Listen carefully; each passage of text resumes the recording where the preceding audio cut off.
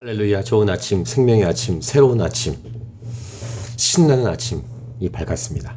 오늘도 하나님 안에서 하나님과 더불어 하나님의 능력으로 이 세상을, 이 땅을, 주어진 삶을 승리하며 살기를 축복합니다. 우린 이미 예수님 안에서 승리했습니다. 오늘은 2016년 1월 25일 월요일입니다. 우리에게 주시는 말씀은 마태복음 9장 14절에서 26절, 예수님 안에서 펼쳐지는 은혜의 시대. 앞부분 말씀은 요한의 제자들이 예수님께 찾아옵니다. 그리고 자기들, 그러니까 요한의 제자들과 바리새인들은 금식하는데 어째서 예수님의 제자들은 금식하지 않습니까? 라는 질문을 하죠. 그때 예수님이 했던 내용은 이것입니다. 예수님은 신랑이시고 우리는 신부인데 혼인잔치가 있는 동안에는 슬퍼할 수 없다. 즉 금식할 수 없다. 물론 신랑을 빼앗길 날이 있을 텐데 그때는 금식할 거다 라고 말하면서 아주 중요한 말씀을 합니다. 생배 조각을 낡은 옷에 붙인 자가 없다. 그 다음 새 포도주를 낡은 가죽 부대에 넣지 않는다. 이런 두 가지 비유를 통해서 금식이라는 옛 낡은 옷, 그 다음 낡은 가죽 부대, 그 다음 예수님이라는 생배 조각, 그 다음 새 포도주, 이런 비유를 통해서 새로운 시대가 오고 있다는 사실을, 도래하고 있다는 사실을 말씀해 주고 있죠. 만약에 생배 조각을 낡은 옷에 붙이면 그 옷을 당겨 헤어짐이 더하게 될 것이고, 새 포도주를 낡은 가죽 부대에 넣으면은 부대가 터져서 포도주도 쏟아질 것이다. 그러면서 새 포도주는 새 부대에 넣어야 둘이 다 보존된다 라고 말씀하시죠.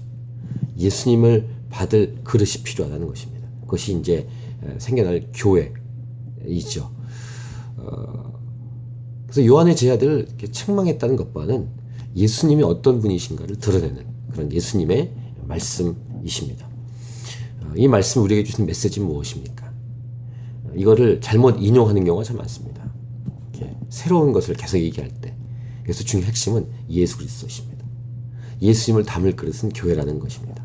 왜냐하면 교회의 머리가 예수님이시고, 그리고 예수님이 있는 동안은 혼인잔치라는 거예요.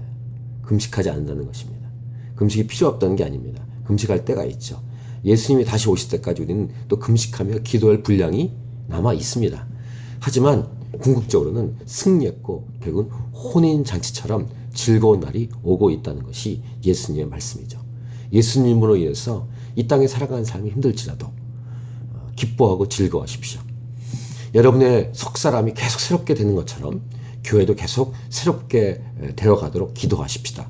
교회의 책임자라든가 이 교회를 맡고 있는 이 지역교회 리더십이나 사역자라면 이 교회가 과거를 답습하거나 전통에 매이지 아니하고 예수님이 생각하시는 것처럼, 즉 주의 음성을 들으며 계속 새롭게 나아가는, 물론 본질을 흔들리지 않지만 비본질을 계속 새롭게 하면서 복음을 증거하고 주의 나라가 확장되는데 쓰임 받아야 될 것입니다. 두 번째는 예수께서 일어나셔서 예수께서 말씀하실 때 한 관리가 와서 내 딸이 방금 죽었습니다. 와 주십시오. 죽었는데 포기하지 않고 왔다는 게 중요하죠. 내 딸이 방금 죽었사오니 오셔서 그 몸에 손을 얹어 주소서. 그러면 살아나겠나이다. 이런 예수님에 대한 분명한 믿음과 신뢰가 있었기에 예수님을 찾아왔겠죠. 병들었을 때 찾아오는 거 말고 죽은 다음에 찾아왔다는 것입니다. 이런 한 관리의 믿음.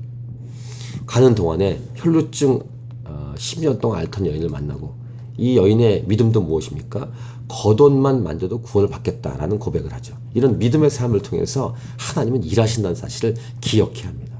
죽은 자도 살리시는 분이십니다. 이분이 여기 새 포도주 생배 조각으로 비유된 신랑이신 예수 그리스도이십니다. 이분이 오늘도 저와 여러분과 함께 하십니다. 지치지 말고, 힘들고 어려워도 낙망하지 말고 일어나고 또 일어나는 그런 하나님의 사람으로, 예수 믿는 사람으로 이 땅을 살아가십시다. 할렐루야. 파이팅!